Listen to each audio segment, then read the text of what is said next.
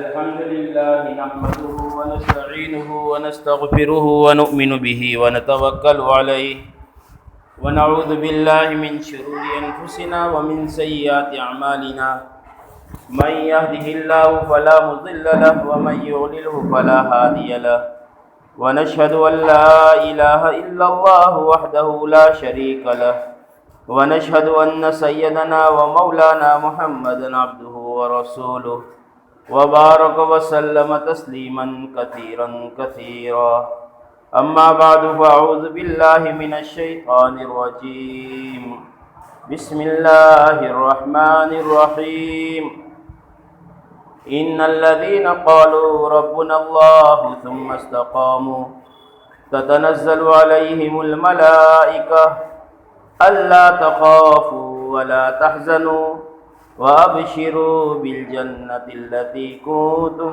توعدون وقال الله تبارك وتعالى في مقام آخر كل نفس ذائقة الموت صدق الله العظيم وصدق رسوله النبي الكريم۔ میری محترم دینی ماں اور بہنیں، ہم سب جو جمع ہوئے ہیں، ہمارے جمع ہونے کا مقصد ہم سب کے سامنے ہے۔ ایک اللہ کی نیک بندی اس کائنات میں زندگی گزار رہی تھی۔ یہاں کی زندگی پوری ہونے کے بعد وہ ہمیشہ ہمیش کے لیے آخرت کے منزلوں میں سے سب سے پہلی منزل جس کو ہم قبر کہتے ہیں، وہاں جا کر سو گئی۔ اس کے ایثار ثواب کے لیے ہم جمع ہوئے ہیں، اس لیے کہ جب تک مسلمان ایمان والا، اللہ کو ماننے والا، رسول اللہ صلی اللہ علیہ وسلم کی رسالت کا اقرار کرنے والا اس روئے زمین پر زندہ ہے، تب تک وہ عمل کرے گا، اس عمل کا ثواب اس کو ملے گا۔ گناہ کرے گا تو اس کی سزا بھی اس کو ملے گی۔ لیکن جیسے دنیا کی آنکھ بند ہو گئی اور آخرت کا سفر شروع ہو گیا، موت آ گئی، اس کے بعد کا کوئی عمل اس کو کام میں نہیں آئے گا۔ اگر وہ اپنی قبر میں جانے کے بعد روزانہ ایک قرآن پڑھ لے تب بھی اس کا ثواب اس کو کام میں نہیں آئے گا، اس لیے کہ دنیا دار العمل ہے اور آخرت دار الجزا ہے۔ دار العمل یعنی عمل کرنے کا گھر، یہاں پر ہمیں عمل کرنا ہے اور موت کے بعد آخرت میں اس کا بدلہ ہمیں لینا ہے۔ اور موت ایک ایسی چیز ہے کہ دنیا کے کسی بھی چیز کو ماننے والا، چاہے وہ درخت کی پوجا کرتا ہو، سورج کی کرتا ہو، چاند کی کرتا ہو، ستاروں کی کرتا ہو، پہاڑوں کی کرتا ہو، کسی پتھر کے سامنے اپنے پیشانی کو ٹیکتا ہو، یا اللہ اور اللہ کے رسول کو مانتا ہو،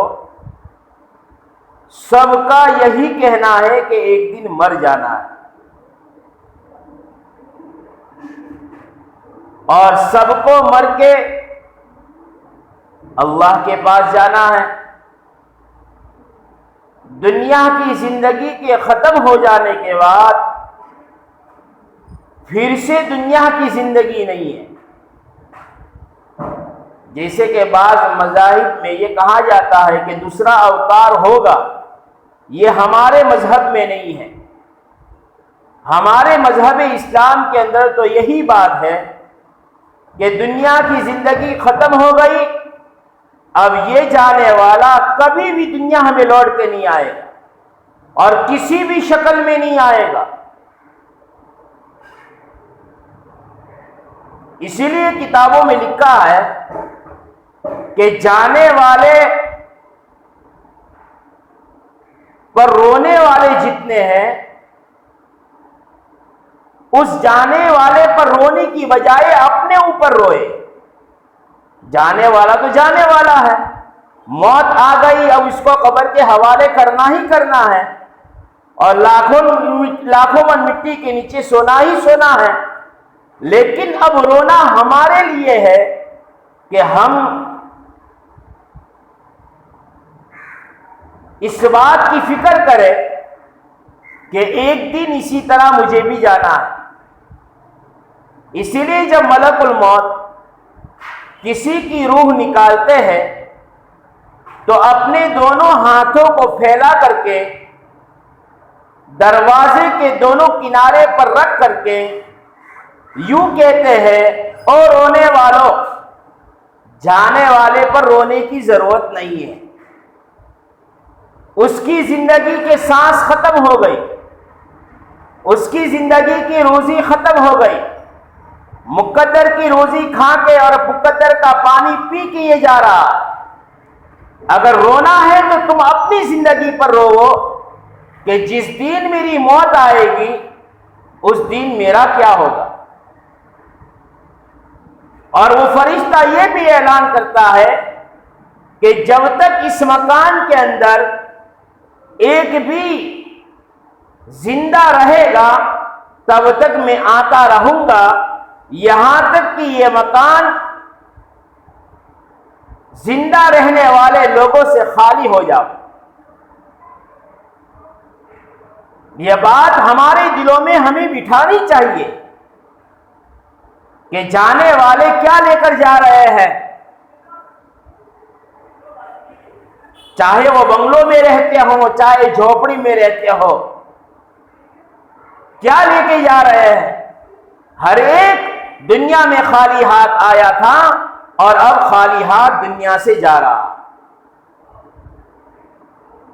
اسی لیے اللہ کے نبی صلی اللہ علیہ وسلم نے صحابہ کرام رضی اللہ تعالی عنہم اجمعین کو یہ بات بتائی کہ ہر ایک انسان کے 3 بھائی ہیں۔ ایک بھائی تو وہ ہے کہ اس کی موت آئی اس سے الگ،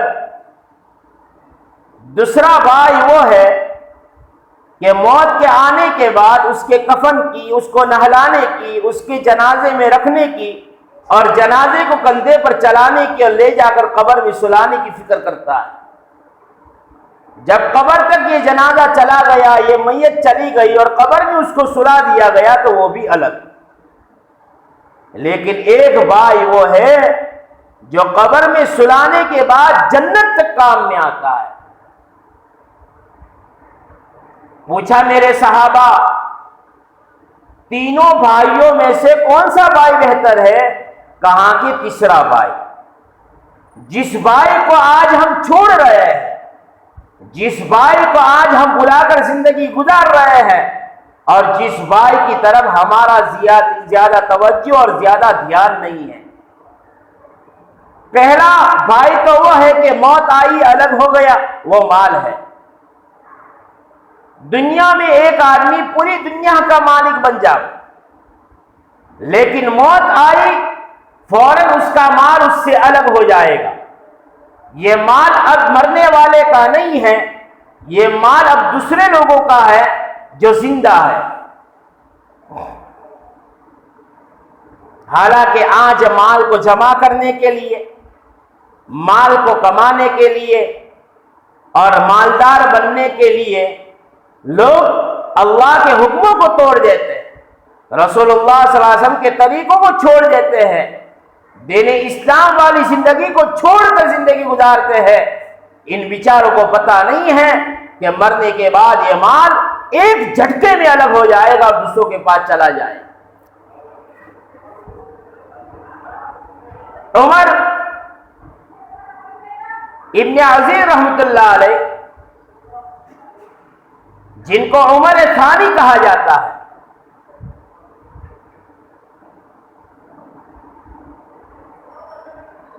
جو بادشاہ تھے، لیکن ایک دیندار بادشاہ تھے، اور ان کے گھر میں جو ان کی عورت تھی جس کا نام فاطمہ تھا رحمت اللہ علیہ، وہ بھی بادشاہوں کی شہزادی تھی، یعنی باپ بھی بادشاہ، بھائی بھی بادشاہ، خاندان پورا بادشاہوں سے بھرا ہوا تھا۔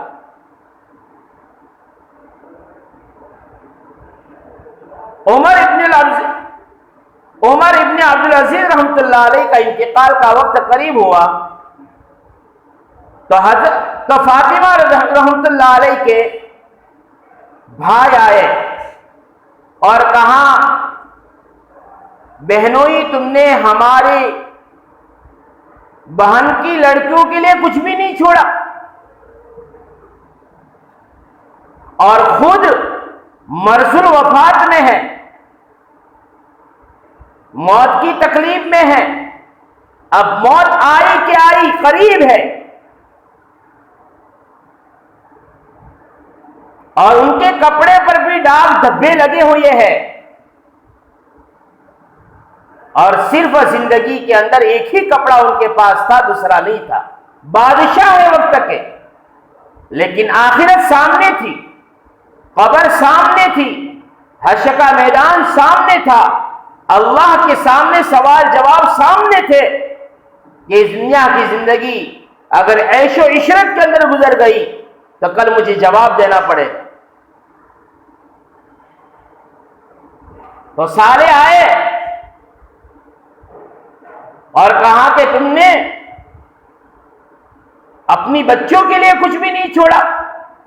انہوں نے کہا مجھے بٹھا دو، تھوڑا سہارا دے دو بیٹے، اور کہا دیکھو میری بچوں کو میں نے سورہ واقعہ سکھا دی ہے، اور حضور پاک صلی اللہ علیہ وسلم فرمایا ہے جس گھر میں رات کو سورہ واقعہ پڑھی جائے گی اس گھر میں فاقے نہیں آئیں گے۔ اور میرا دل یہ نہیں چاہتا کہ میں بادشاہ ہوں، لوگوں پر ظلم کر کے، لوگوں کے مال و دولت کو جمع کر کے میری اولاد کو دوں، یہ میرا دل چاہتا نہیں ہے، اس لیے کہ مجھے اللہ کو جواب دینا ہے۔ شوہر بھی نیک اور بیوی بھی نیک، شوہر بادشاہ اور بیوی بھی بادشاہوں کی بہن، بادشاہوں کی لڑکی، نسل تو نسل بادشاہ چلے آ رہے ہیں، لیکن بادشاہی کے اندر اور بادشاہ کی محبت کے اندر فرمائے کہ گم نہیں ہوئے، اس بادشاہت میں رہ کر اللہ والی زندگی گزار۔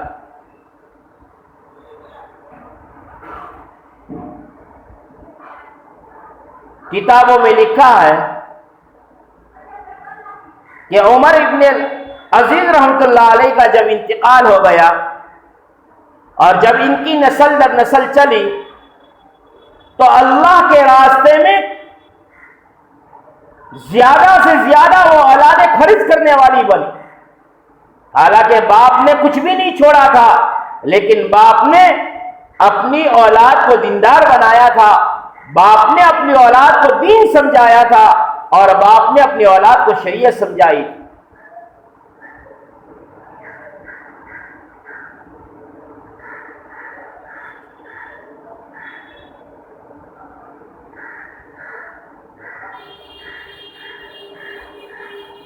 اور ان کی بیوی فاطمہ رحمۃ اللہ علیہ بھی بادشاہوں کی لڑکی، بادشاہوں کی بہن، لیکن فرمایا گھر کا کام کاج خود کیا کرتی تھی۔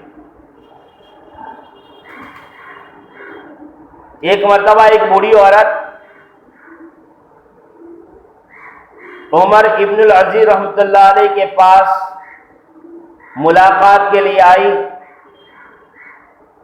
تو ایک عورت پرانے کپڑوں میں، میلے کچیلے کپڑوں میں، کچے مکان کے آنگن میں جھاڑو لگا رہی تھی۔ پوچھا عمر ابن العزیز رحمۃ اللہ کہاں ملیں گے؟ تو کہا کہ آپ یہاں پر ٹھہرو، ابھی آپ کی ملاقات ہو جائے گی۔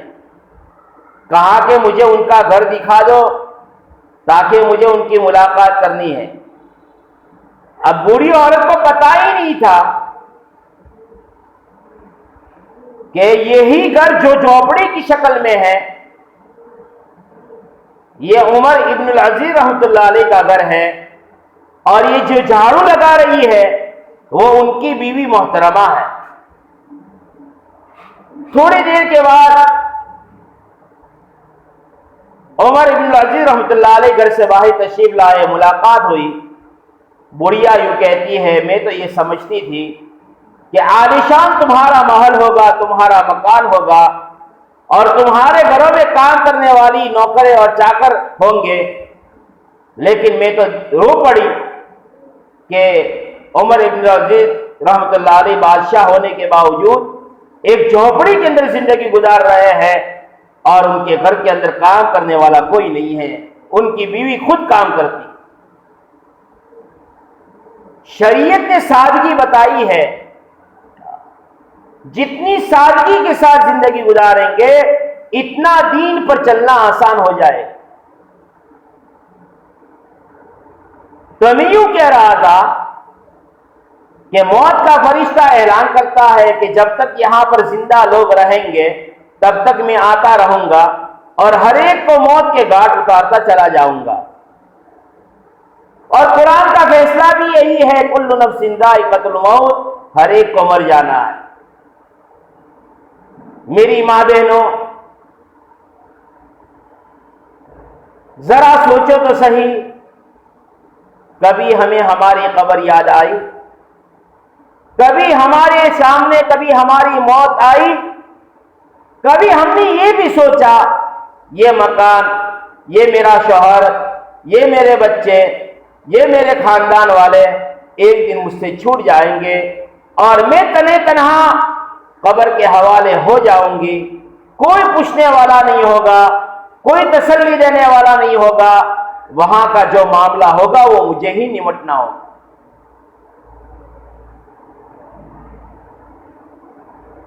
صحابہ تو اپنی قبر کو یاد کر کے رویا کرتے ہیں۔ حضرت عثمان غنی رضی اللہ تعالی عنہ ایک صحابی ہے،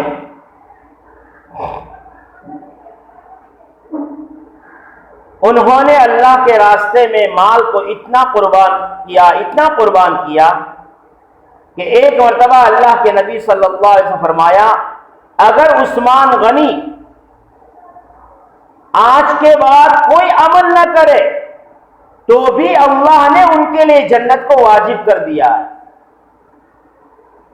لیکن میری محترم دینی ماں بہنیں، وہ عثمان غنی رضی اللہ تعالی عنہ قبر کے پاس جاتے تھے، اتنا روتے تھے کہ داڑھی مبارک تر ہو جاتی تھی۔ شاید ہم نے کسی کو اتنا روتے ہوئے کبھی بھی نہیں دیکھا ہو۔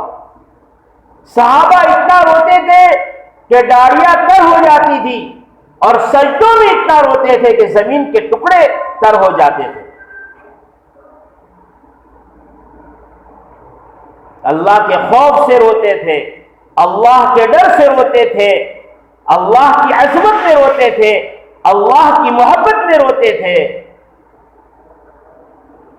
آج تو ہم دنیا کے لیے روتے ہیں، اولاد کے لیے روتے ہیں، شوہر کے لیے روتے ہیں، پتہ نہیں ہمارا رونا کس کے لیے ہو رہا ہے۔ جس دن اللہ کے لیے رونا آ جائے گا، اور جس دن ہم نے سیکھ لیا اللہ کے لیے رونا، سارے مسئلے حل ہو جائیں گے۔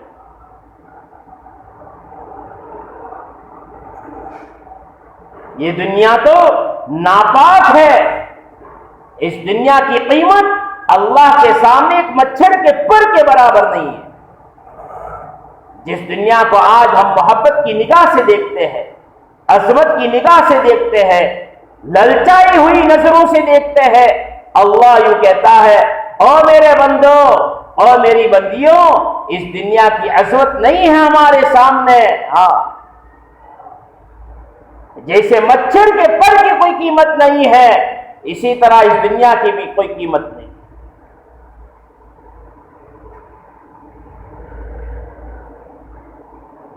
اپنی زندگی کو اعمال سے سنوارے، مزین کرے، مرنے کے بعد آپ سے یہ سوال نہیں کیا جائے گا آپ نے چاندی کے اور سونے کے زیورات پہنے تھے کہ نہیں پہنے تھے، مرنے کے بعد یہ سوال کیا جائے گا آپ نے شرم و حیا والی زندگی گزاری تھی کہ نہیں گزاری تھی۔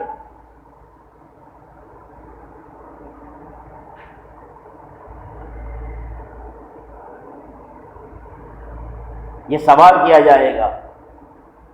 کسی نے عثمان غنی رضی اللہ تعالی سے پوچھا، اے عثمان، اللہ کے نبی صلی اللہ علیہ وسلم کی زبان مبارک سے خوشخبری مل گئی ہے اور اتنی ساری قربانیاں آپ نے دین کے پیچھے دی ہے، اب آپ کو رونے کی کیا ضرورت ہے؟ عثمان غنی رضی اللہ تعالی کہتے تھے میرے محبوب صلی اللہ علیہ وسلم نے فرمایا ہے قبر آخرت کی منزلوں میں سے سب سے پہلی منزل ہے، اگر یہ منزل پار لگ گئی آسان ہو گئی، بعد کی منزلیں پار لگ جائے گی آسان ہوتی چلی جائے گی، اور جو بھی اس منزل میں پکڑا گیا تو یاد رکھنا بعد کی منزلیں اس کے لیے مشکل اور کٹھن بنتی چلی جائے گی۔ جنہوں نے اپنی نظروں سے جناب رسول اللہ صلی اللہ علیہ وسلم کا دیدار کیا، آپ کے چہرے انور کو دیکھا، آپ کے ظلموں کو دیکھا ہے، آپ کی دن رات کی زندگی کو دیکھا، آپ کی مجلسوں میں بیٹھے ہیں، آپ کی زبان مبارک سے دین کی باتیں سنی ہیں، وہ صحابی تو اپنی قبر کو یاد کر کے رو رہے ہیں۔ کیوں ہم نہیں روتے؟ کیوں ہمیں رونا نہیں آتا؟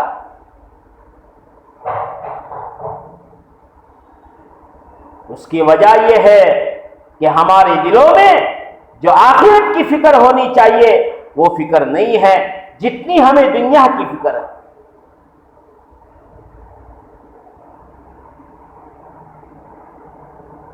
میری محترم دینی ماں بہنیں، ہر روز توبہ کرے، ہر روز اللہ سے معافی مانگے، ہر روز صلاۃ و توبہ پڑھے، اے میرے رب آج کا دن گزر گیا جو کبھی بھی واپس نہیں آئے گا، اے میرے رب آج کے دن میں جو گناہ ہو گئے، جو بھولیں ہو گئی، جو لفزشیں ہو گئی، جو خطائیں ہو گئی، معاف کر دے اپنے کرم سے۔ پتہ نہیں کب دروازہ بند ہو جاوے توبہ کا۔ ایک تو پوری دنیا کا توبہ کا دروازہ بند ہوگا جب سورج مغرب سے نکلے گا، اور ہر ایک انسان کا توبہ کا دروازہ بند ہوگا جب اس کی موت آئے گی۔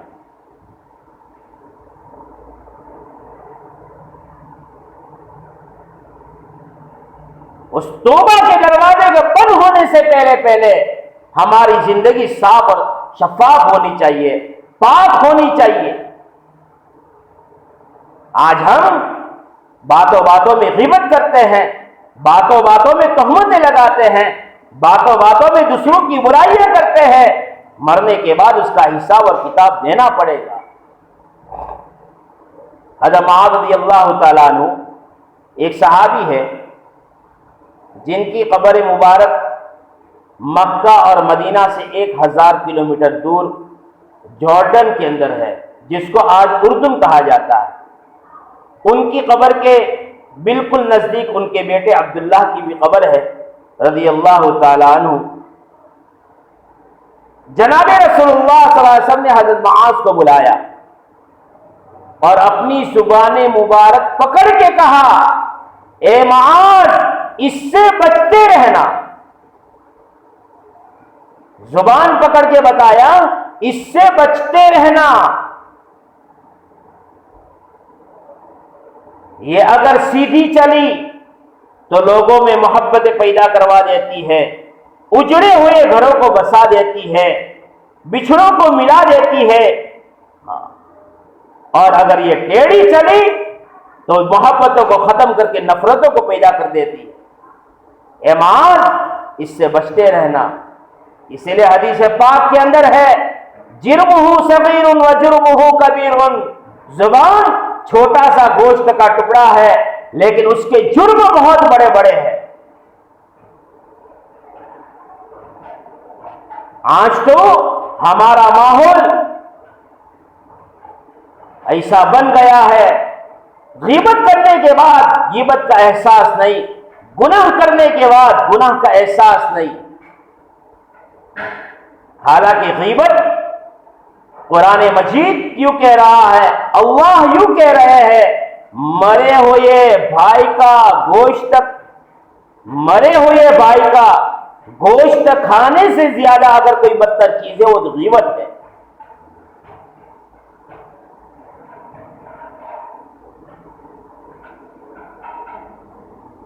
جب تک ہمارے دل میں آخرت کی فکر نہیں آئے گی، گناہوں سے ہم بچ نہیں سکتے۔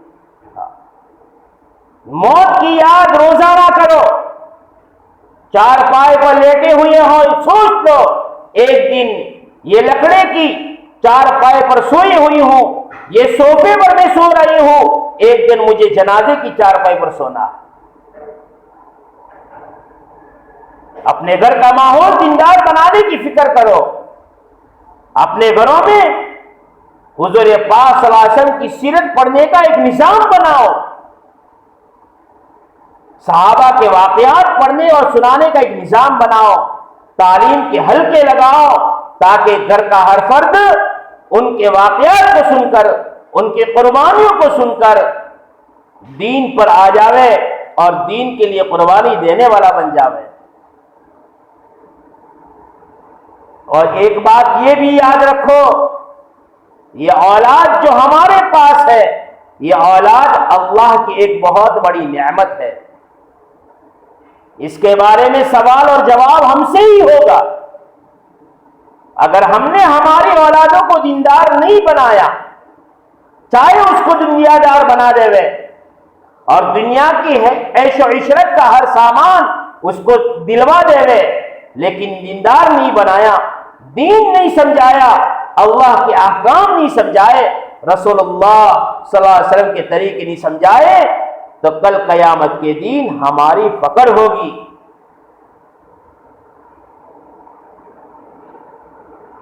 کبھی غور کیا ہم نے کہ ہمارے گھر میں کتنے بے نمازی ہیں؟ مسلمان اور نماز کو چھوڑے، مسلمان کا گھر ہو اور بے نمازی سویا رہے، باپ نمازی ہے، بیٹا بے نمازی ہے، ماں اور باپ دونوں نمازی ہے، اولاد بے نمازی ہے۔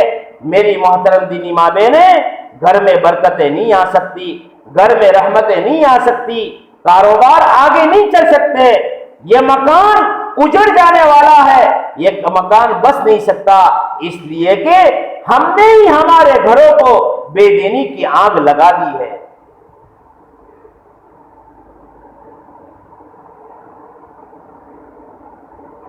ہمارے بچوں کو ہم نماز کے لیے نہیں کہہ سکتے، اٹھا نہیں سکتے، ان کی نماز کی خبر ہم نہیں رکھتے ہیں۔ کاروبار سے آتا ہے تو پوچھتے ہیں بیٹا کاروبار کیسا چلا، آج ویپار ہوا کہ نہیں ہوا، لیکن کبھی ہم نہیں پوچھتے بیٹا تو کاروبار پر رہتا ہے، 5 وقت کی نماز پڑھتا ہے کہ نہیں پڑھتا۔ مقدر کی دنیا تو ہر ایک کو ملنے والی ہے، جو نصیب میں لکھا ہوا ہے وہ کبھی بھی کوئی چھین نہیں سکتا۔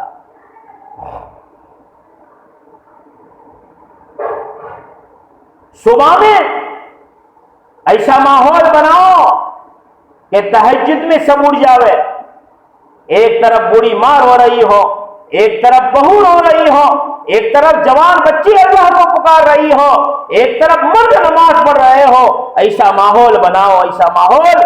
آج اللہ ہم سے ناراض ہے، جس کی ناراضگی کی وجہ سے پوری دنیا پر حالات ہے۔ لیکن آج تو ایک موبائل کا فتنہ ایسا چلا ہے، اب تو عورتیں بھی فجر کی نماز چھوڑ دیتی ہیں۔ ایک وقت تھا گھر کا ہر فرد بے نمازی ہو سکتا تھا، عورت کبھی بھی بے نمازی نہیں ہوتی تھی، آج عورتیں بھی بے نمازی ہو گئی ہیں۔ محبتیں ختم ہو گئی، باپ بیٹے کے رشتے ختم ہو گئے، بیٹی ماں کے رشتے ختم ہو گئے، ہر ایک کے ہاتھ میں موبائل کا ایک فتنہ ہے، رات کو دیکھو دن کو دیکھو، جب بھی دیکھو ہر ایک اپنے موبائل کے اندر مشغول ہے، نہ آخرت کی فکر ہے نہ دنیا کی کوئی فکر ہے۔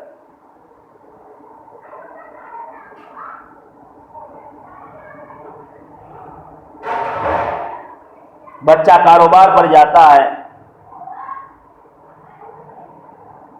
اور آج ماں باپ کے لیے اولاد کے لیے وقت بھی نہیں ہے کہ کبھی بیٹھ کر سمجھائے کہ بیٹا مقدر کی دنیا تو مل جائے گی، تو اسکول کی پڑھائی کرتا ہے، ڈاکٹر انجینئر جو بننا چاہتا ہے وہ بن جائے گا، لیکن بیٹا اپنی دنیا اور آخرت کی زندگی کو بھی بنانا، ایسا نہ ہو کہ دنیا کی زندگی کے بنانے میں آخرت کی زندگی کو بھول جاؤ۔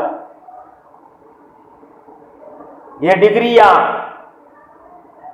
یہ دنیا کی بڑی بڑی پوسٹ پر جانا اور اس کا حاصل کرنا برا نہیں ہے، لیکن یہ دنیا تک ہے۔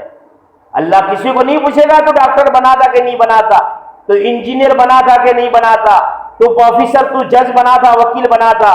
اللہ اس کو یہ پوچھیں گے تو سچا مسلمان بنا تھا کہ نہیں بنا تھا۔ اور خدا کے واسطے اپنے بچوں پر رحم کرو، رحم کرو، رحم کرو۔ ایجوکیشن کر کر کے ہمارے ماحول کی جان نکل جا رہی ہے۔ بچوں کو پڑھانے کے بعد تم کیا ان کو کون سا عہدہ دینا چاہتی ہو؟ اسکول اور کالج کے ماحول کو تو دیکھو، تم اپنی بچیوں کو آنکھ کے اندر گھیر رہی ہو، انگاروں پر چلنے کو کہہ رہی ہو۔ لاکھوں مسلمان بچیاں غیروں کے ہاتھ میں چلی گئی ہے، تب بھی آج مسلمان کی آنکھ نہیں کھل رہی ہے۔ ابھی تو یوں کہتا ہے میری بچی کالج جا رہی، اور اچھے دیندار لوگ اس بات کو نہیں سمجھ رہے۔ اس کو تو گھر کا پوتا کرنا سکھاؤ، گھر کے برتنوں کو صاف کرنا سکھاؤ، شوہر کے ساتھ کس طرح رہنا اس کو سکھاؤ۔ تو جہاں پر جائے گی، تیری شادی ہوگی، وہاں تیری نردیں ہوگی، وہاں تک ان کے ساتھ کیسے رہے گی، وہ گھر کا ماحول دیندار کیسے بنائے گی، یہ اس کو سکھانے کی ضرورت ہے، بجائے اس کو اسکول اور کالج پڑھانے کی۔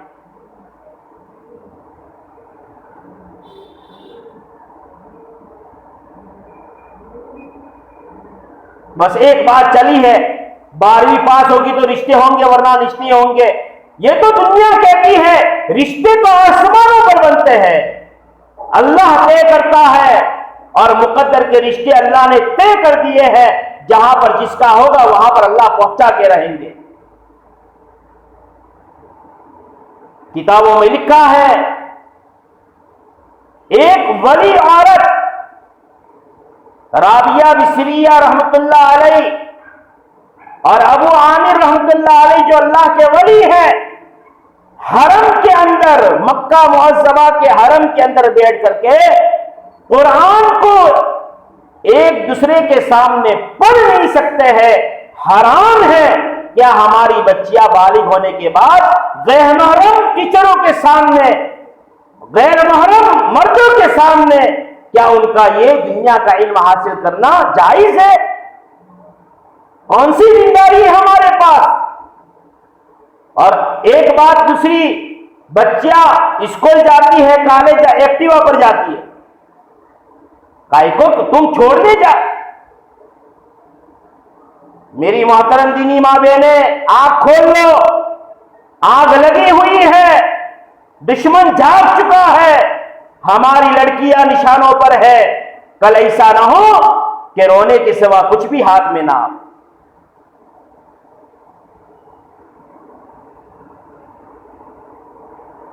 دین کس کو کہتے ہیں وہ تو سمجھو۔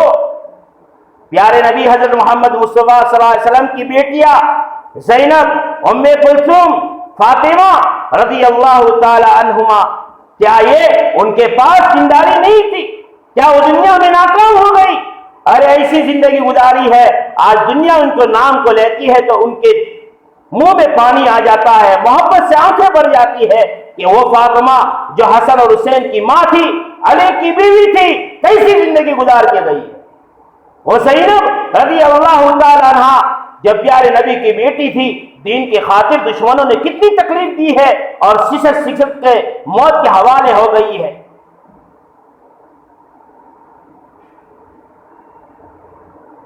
سوچو اپنی زندگیوں کے بارے میں، اپنی اولاد کی زندگیوں کے بارے میں۔ ہاں بچوں کو پڑھاؤ لکھاؤ، لیکن دینداری کے ساتھ بچوں کے سامنے بچوں کو ایجوکیشن مت دلاؤ، نہ دلاؤ، اور اگر دلانا ہے تو ایسی بہت ساری اسکولیں ہیں جن کے اندر شرعی پابندی ہے، پڑھانے والی ٹیچر بھی عورت اور پڑھنے والی لڑکیاں ہیں، ایسے ماحول میں ان کو پڑھاؤ۔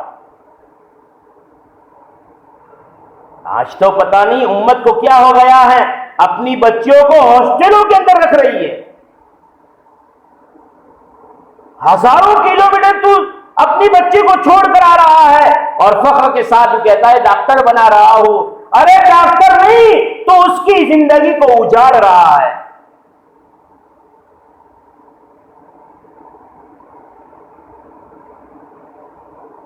کل قیامت کے دن صحابہ کی عورتیں کھڑی ہو جائے گی، ہم سے پوچھے گی بتاؤ ہم نے تو ہمارے شوہروں کو قربان کیا تھا، ہم نے تو ہماری اولادوں کو قربان کیا تھا، ہم نے تو فاقے برداشت کیے تھے، ہم نے تو پیٹ پر پتھر باندھے تھے، ہم نے تو گھر بار سب کچھ چھوڑ کے ہجرت کی تھی، ہم نے تو یہ قربانیاں دی تھی، بتاؤ تم نے آقا کے دین کو باقی رکھنے کے لیے اور قیامت تک آنے والے انسانوں تک پہنچانے کے لیے تم نے کیا قربانی دی؟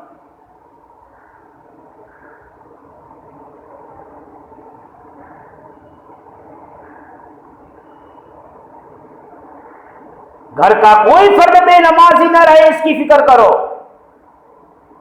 بعض گھر ایسے بھی ہے کہ جن کے گھروں میں گہوارے میں گھوڑیے میں سوئے ہوئے بچوں کو بھی صبح کے وقت جگا دیا کرتا ہے، اس لیے کہ فجر کی نماز تو نور کی نماز ہے، فجر کی نماز تو برکتوں والی نماز ہے، فجر سے لے کر اشراق کا وقت جو ہے بہت قیمتی وقت ہے۔ اگر آپ کو سونا ہے تو اشراق کے بعد آرام کرو، اور موبائل سے اپنے آپ کو بھی بچاؤ، اپنی بچوں کو بھی بچاؤ، اپنے بچوں کو بھی بچانے کی محنت اور فکر کرو۔ ضرورت ہے استعمال کر لے لیکن نیک کاموں میں استعمال کرے، برے کاموں میں استعمال نہ کرے۔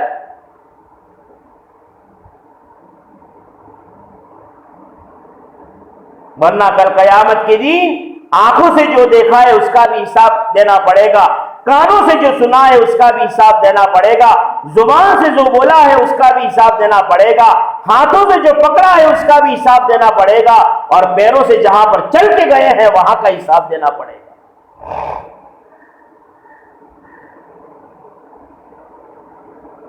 حضرت ابوبکر صدیق رضی اللہ تعالی عنہ جو سب سے پہلے ایمان لائے مردوں کے اندر، آپ کا پورا ساتھ دیا، آپ نے اپنی بیٹی عائشہ کو جناب رسول اللہ صلی اللہ علیہ وسلم کے نکاح میں دی، کتنا مضبوط رشتہ۔ اور آپ نے یہ بھی کہا، آپ نے یہ بھی کہا کہ جنت کے 8 دروازوں میں سے ایک صدا آئے گی، ابوبکر تم ہمارے اندر سے جنت میں داخل ہو جاؤ۔ سارے دروازے یوں کہیں گے، اور جس دروازے کے اندر سے ابوبکر داخل ہوں گے وہ دروازہ دوسرے دروازوں پر فخر کرے گا۔ وہ ابوبکر رضی اللہ تعالیٰ عنہ یہ کہتے تھے کاش کہ میں دنیا میں آتا ہی نہیں، میری ماں نے میرا جنم ہی نہ دیا ہوتا، ہائے ہائے، کاش کہ میں کسی مومن کا بدن کا بال ہوتا، کاش کہ میں پرندہ ہوتا، اڑتا پھرتا کھاتا پیتا، کوئی حساب اور کتاب نہ ہوتا۔ میری محترم دینی ماں بہنیں، اللہ کو خوش کرنے کی ضرورت ہے، اور رب راضی تب ہوتا ہے جب رب والی زندگی گزارنے کی فکر کی جاتی ہے، اس وقت رب راضی ہوتا ہے، ایسے راضی نہیں ہوتا۔ ہاں، اپنے بچوں کے لیے وقت نکالو، ہاں، جیسے ہمارے پاس دنیا کی چیزوں کے لیے وقت ہے، گھروں کے کام کاج کے لیے وقت ہے، اسی طرح اپنے بچوں کے لیے وقت نکالو۔ دین میں ایک وقت ایسا ہو سب مل کے بیٹھے ہو، دین کے تذکرے ہو رہے ہو، نمازوں کا حساب کتاب ہو رہا ہو، سنت رسول اللہ صلی اللہ علیہ وسلم کی یاد دہانی ہو رہی ہو۔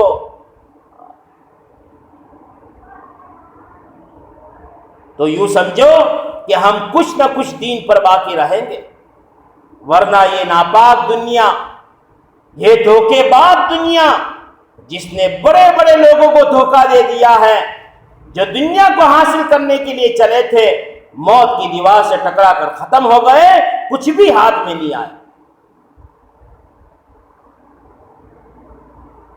یہ دھوکے باز ہے، اس کی محبت میں نہ آوے۔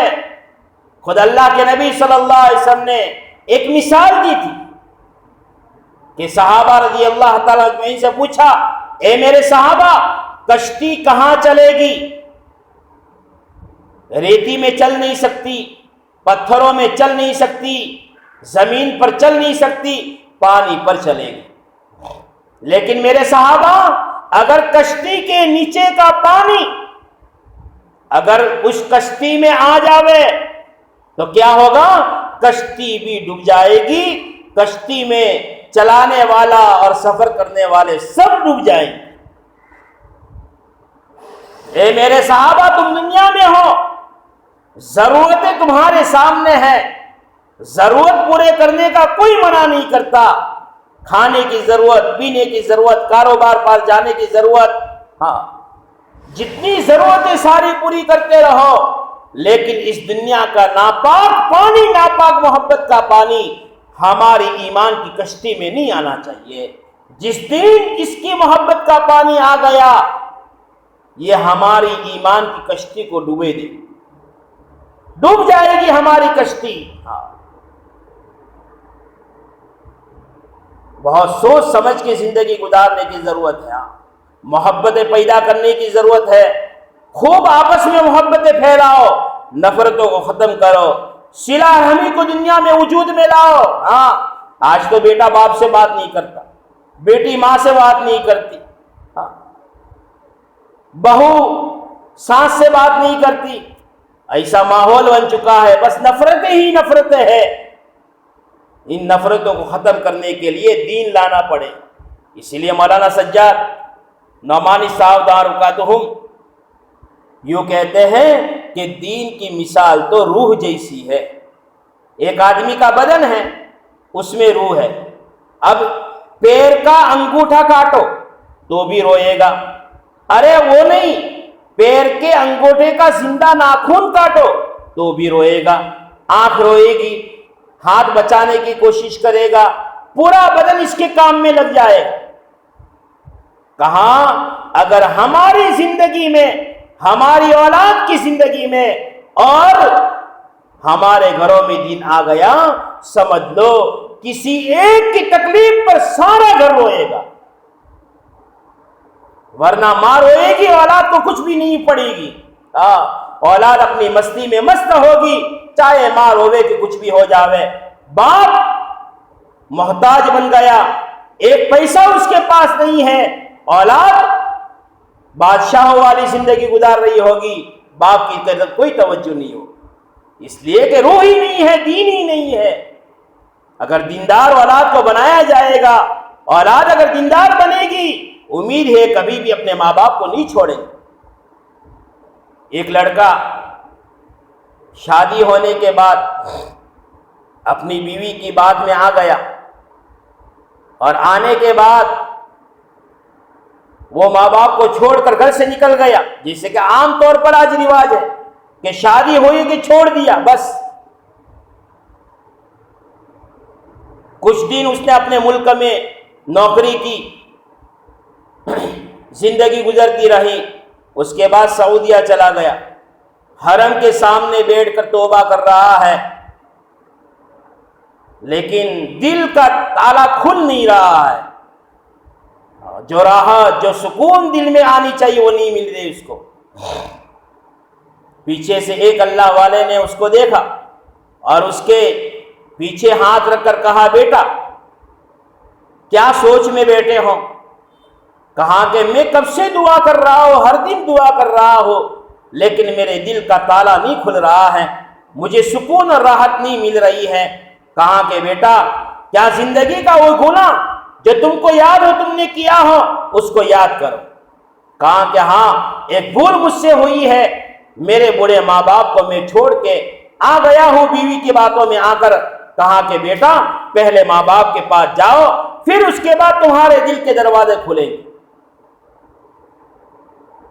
وہ آیا سفر کر کے اور کئی سال ہو گئے تھے، وہ اپنے گاؤں کے نقشے کو بھول چکا تھا، اپنے گھر کے نقشے کو بھول چکا تھا۔ لوگوں کو پوچھتے پوچھتے پوچھا تو ایک میاں جی نے فرمایا کہ جس شخص کا تم نام لیتے ہو وہ تو دنیا سے چلے گئے، یعنی باپ تو دنیا سے چلا گیا، اور اس کی عورت جو ہے وہ بھوکی ہے، پیاسی ہے، اور اپنی اولاد کی محبت میں روتے روتے اندھی ہو چکی ہے۔ ماں تو ماں ہوتی ہے، ہاں، ماں جس دن دنیا سے گئی سمجھ لو ہماری ترقی کے دروازے بند۔ ہاں، وہ تو ماں کی دعائیں اوپر لاتی ہے، اسی لیے کہتے ہیں کہ ماں کی دعاؤں کو جبرائیل جیسا، میکائیل جیسا، اسرائیل جیسا کوئی فرشتہ روک نہیں سکتا، یہ سیدھی عرش سے ٹکراتی ہے اور رب ذوالجلال اس کو قبول کرتے ہیں۔ ماں تو ماں ہوتی ہے، باپ اپنے بھول جاتا ہے اپنی اولاد کو، ماں کبھی بھی نہیں بھولتی۔ ہاں، بھوکی رہے گی، کھانا کھلائے گی بچوں کو، ہاں، ٹوٹی ہوئی چارپائی پر سوئے گی، بچوں کو اچھا پہنائے گی، ہاں، اچھا رکھے گی۔ ہاں،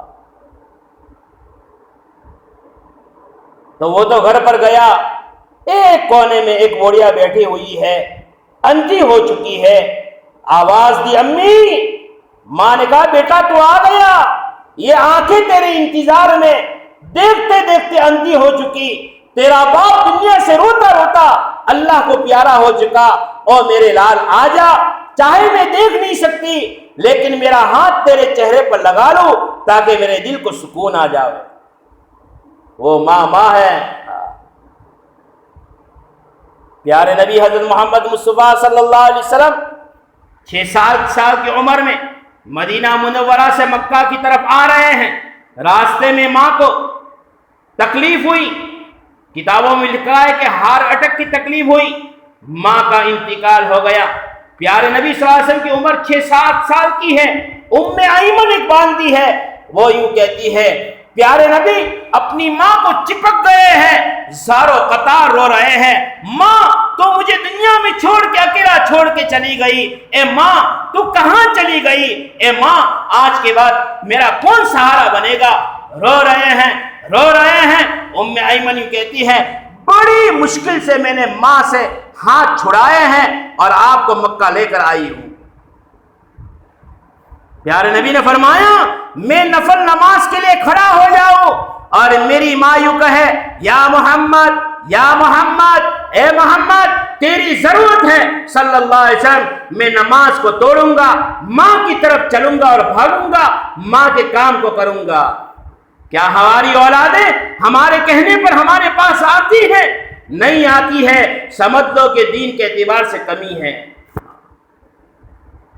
ماں اولادیں ایسی بنے، ماں کے پیروں کو دبائیں، ماں کے ماتھے میں تیل لگائیں، ماں کے پاس بیٹھ کر تسلی کی باتیں کریں، ماں کے ہاتھ کو لے کر اپنے ماتھے پر رکھیں، ماں تو دعا کر مجھے اللہ دنیا میں بھی ترقی دے اور آخرت میں بھی ترقی دے۔ ایک قصہ کہہ کر اپنی بات کو ختم کرتا ہوں۔ حضرت موسیٰ علیہ السلام اللہ کے نبی ہے اور اللہ سے باتیں کرتے تھے، جب چاہے تب جا کر باتیں کر لیتے تھے۔ ایک مرتبہ پوچھا باری تعالی میں نبی ہوں، میری جنت کا پڑوسی کون ہوگا؟ اللہ نے فوراً کہا ایک کسائی ہوگا، کسائی جس کا کام گوشت کا کاٹنا، جانور کو ذبح کرنا اور بیچنا ہے، اس کے ہاتھ بھی گندے اور اس کے کپڑے بھی گندے۔ تو کہا کسائی، کہا کہ ہاں کسائی ہوگا۔ کہا کہ اللہ میں دیکھنا چاہتا ہوں، کہا کہ دیکھ لو موسیٰ۔ اللہ نے کہا فلانی بستی میں فلانی گلی میں اس کی دکان ہے، وہاں پر پہنچ جاؤ۔ موسیٰ علیہ السلام گئے، دیکھا وہ تو گوشت کاٹ رہا، کاٹتے کاٹتے تھوڑا سا گوشت بچا، اس کو تھیلی میں رکھا، لے کر گھر چلا۔ گھر جا کر اپنے ہاتھ پیر دھوئے، صفائی کی، نہایا دھویا، اس کے بعد روٹی بنائی اپنے ہاتھ سے اور اپنے ہاتھ سے سالن بنایا، اور سالن اور روٹی بنانے کے بعد ایک کونے میں چھوٹی سی کھانٹ پر ایک بہت ضعیف کمزور بڑھیا سوئی ہوئی تھی، اس کے پاس یہ ساری چیزیں لے گیا، اس کو سہارا دیا، اس کا منہ صاف کیا اور چھوٹے چھوٹے لقمے بنا کر کے اس بوڑھی عورت کے منہ میں ڈالے۔ اس بوڑھی عورت نے کھا لیا، کھانے کے بعد پھر سو گئی، لیکن اس نے کچھ کہا، موسیٰ علیہ السلام نے نہیں سنا۔ موسیٰ علیہ السلام نے اس کسائی سے کہا بھئی یہ کون ہے؟ کہا کہ میری ماں ہے۔ کہا تمہاری شادی نہیں ہوئی؟ کہا کہ شادی ہوئی ہے، میری عورت ہے، میرے بچے ہیں۔ کہا کہ تم ہاتھ سے بناتے ہو؟ کہا کہ میری ماں کا کھانا میں اپنے ہاتھ سے بناتا ہوں اور اپنے ہاتھ سے کھلاتا ہوں۔ کہا کہ ٹھیک ہے۔ کہا کہ یہ بوڑھی عورت جب تمہارا کھانا کھا چکی اور تم کھانے سے فارغ ہو گئے، وہ کیا کہتی ہے؟ وہ روزانہ یوں کہتی ہے اللہ جنت میں تجھے موسیٰ کا پڑوسی بناوے۔ یہ ہے ماں کی دعا جو قبول ہو جاتی ہے، جس کی قبولیت میں کوئی شک ہی نہیں ہے۔ اس لیے میری محترم دینی ماں بہنیں، سانس بھی ہماری ماں ہے اور ہماری سگی بابی ہماری ماں ہے۔ دونوں کو شریعت نے ماں کہا ہے۔ اپنی بچوں کو بھی سکھاؤ، میری بچی تو تیری سانس کو ماں مان کر زندگی گزارنا۔ جو سکھانا ہے وہ ہم نہیں سکھاتے، دوسرا کچھ اور سکھا دیتے ہیں، جس کی وجہ سے گھروں میں فتنے وجود میں آتے ہیں۔ اس لیے میری محترم دینی ماں بہنیں، مرحومہ کے لیے دعا کریں، اللہ تبارک تعالیٰ ان کی مغفرت کریں، درود شریف پڑھیں۔ اللہم صلی علی سیدنا مولانا محمد وعلی آل سیدنا مولانا محمد وبارک وسلم۔ ربنا آتنا فی الدنیا حسنہ وفی الآخرۃ حسنہ وقنا عذاب النار۔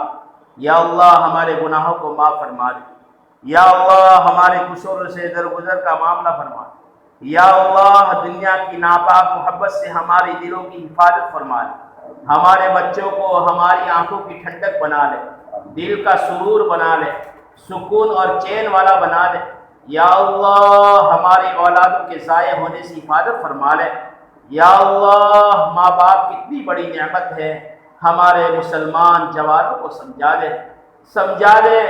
جس دن یہ نعمت ختم ہو جاتی ہے اس وقت احساس ہوتا ہے کاش کہ میں خدمت کر لیتا، کاش کہ میں زیادہ سے زیادہ وقت ماں کے پاس بیٹھے کے گزار دیتا، کاش کہ میرے ماں کے سوال کا میں صحیح جواب دیتا، کاش کہ میری ماں کو میں ناراض نہ کرتا۔